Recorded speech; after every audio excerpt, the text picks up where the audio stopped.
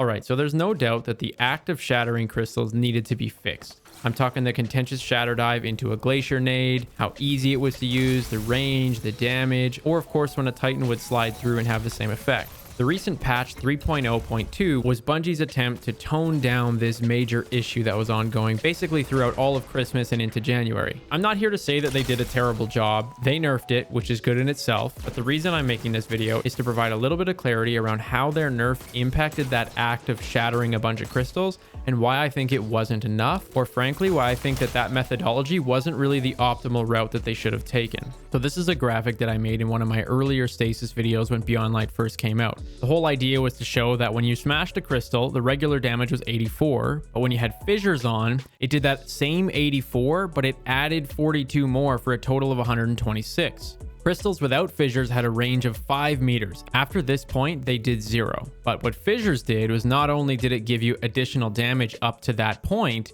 it also extended damage out. So for this whole area past that limit, you'd have basically the 0 from regular, plus you'd have whatever it is that fissures would do. And the insanity was that even at maximum range, fissures alone would still do like 20 to 30 damage. In fact, I think it was 22 at the very lowest end or furthest away. Now this is an update to that same image, including the pre-nerf to fissures as well as the post-nerf.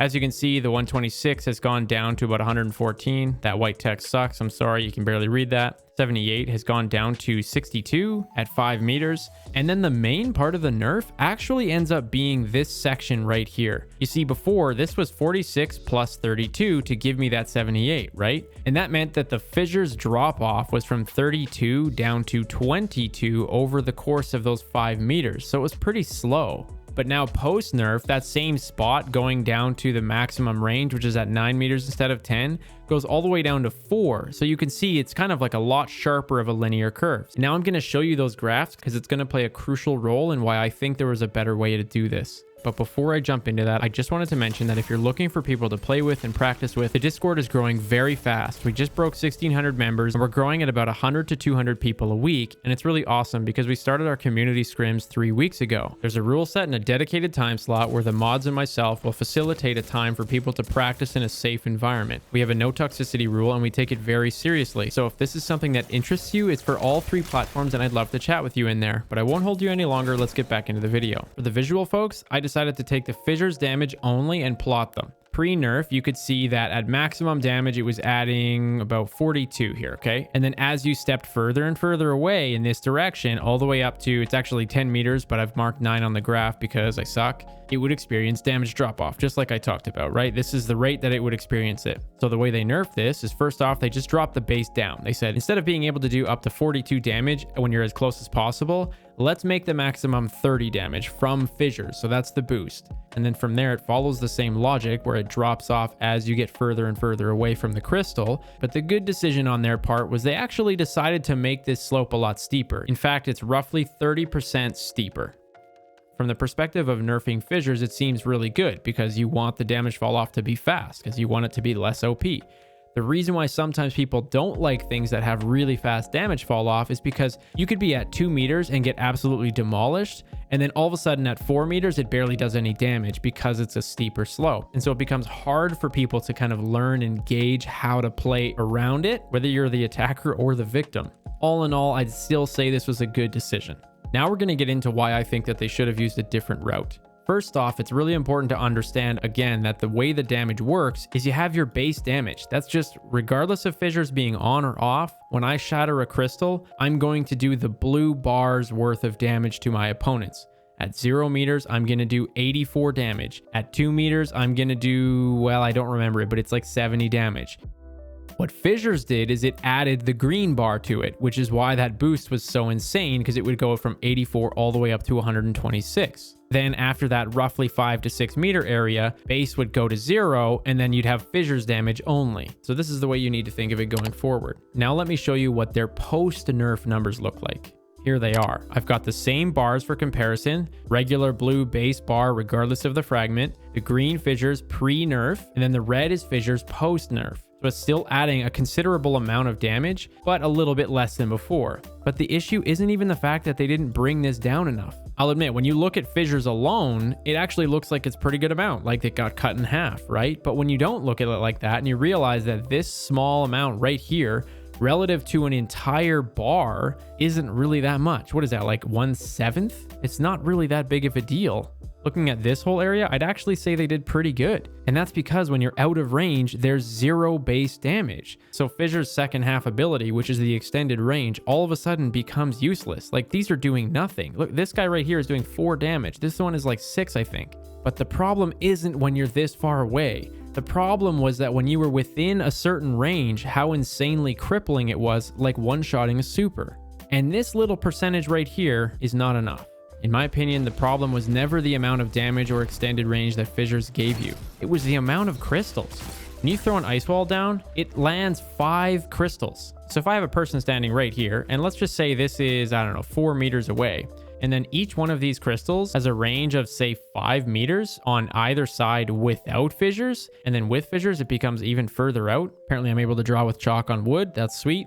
That is what causes the enormous problem. Because now we've got this crystal who's also within range, this crystal who's also within range, this crystal within range, another crystal within range. So it's not necessarily the amount of damage that one crystal does. It's the fact that the glacier nade has 5 freaking crystals. So you're getting hit 5 times with it. Just to toss some numbers out there, let's say you take 60 damage from that first crystal, and then you do a little bit of trigonometry because now you're like a hypotenuse distance away from this guy, which is a little bit further, maybe like half a meter further than you were from the middle one. So you do like 57 damage from this one, and then this one's further out even more. So you take 50 damage from that. This one over here is a mirror image, so 57 and then 50 again. We'll add this up and suddenly it doesn't matter if you have fissures or not. This is a metric shit ton of damage. And then to boot, let's say that Shatterdive person landed like right here. Well, Shatterdive also had a big radius of damage, right? And that's massive. It's like 8 meters, I think, something like that. So all of a sudden, you just had this plus 50 damage. Or instead of thinking of it that way, imagine your Guardian just all of a sudden only has 136 health, or maybe 150 if you're running tier 10. 150 HP for someone is nothing. So as an aside, the Shatterdive nerf was extremely warranted. I know I'm a Titan main and I sound like a douche saying that, but the nerf to Shatterdive was extremely necessary.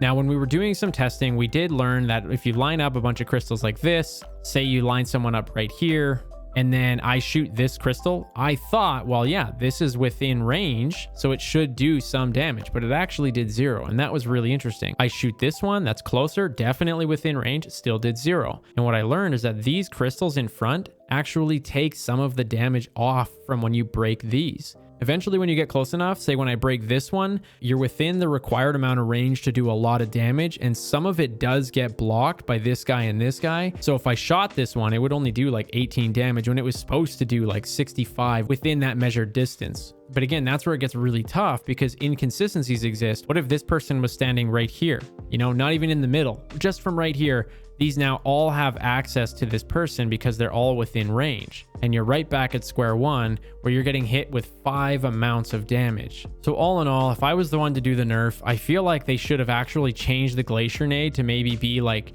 3 big crystals so that no matter what, if all of them shatter, the maximum amount of damage hits to your character is 3. Another option they could have done was actually leave fissures the way it was, but then cut the base in half.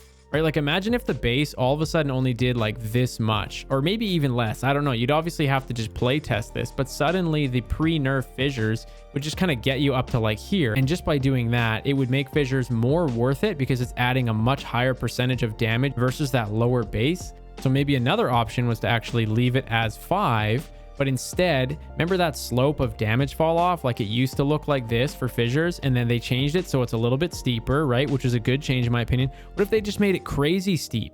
So that way, instead of extending range, it really just added a bunch of damage, but only within range. So maybe if you were standing right here, you'd only get hit by 3 out of the 5 crystals, but these 2 would be out of range and you could potentially survive. Maybe it would do like 160 damage, which is pretty close to like a lightning grenade doing 150.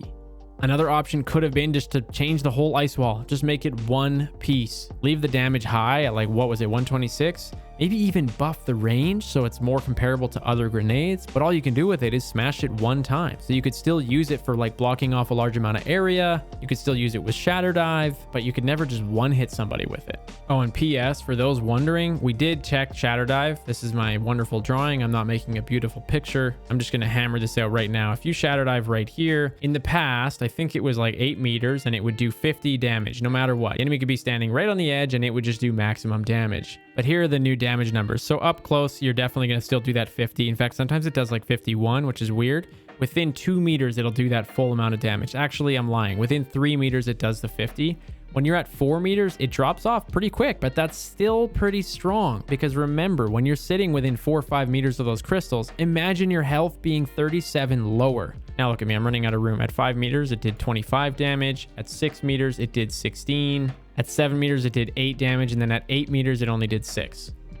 So yeah, I wanted to provide some clarity for those who weren't sure how much they nerfed fissures, and then give my opinion on a couple of options that may have achieved a better result. I'm not going to pretend I'm a game developer. Maybe some of those options I suggested are super impossible.